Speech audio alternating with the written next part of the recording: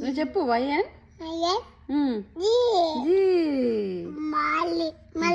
మళ్ళీ చెప్పు.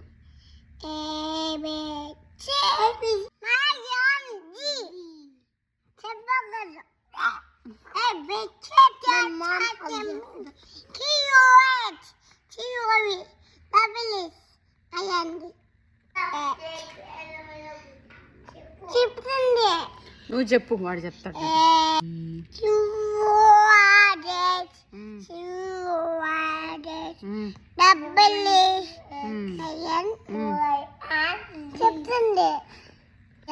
నువ్వు చెప్పక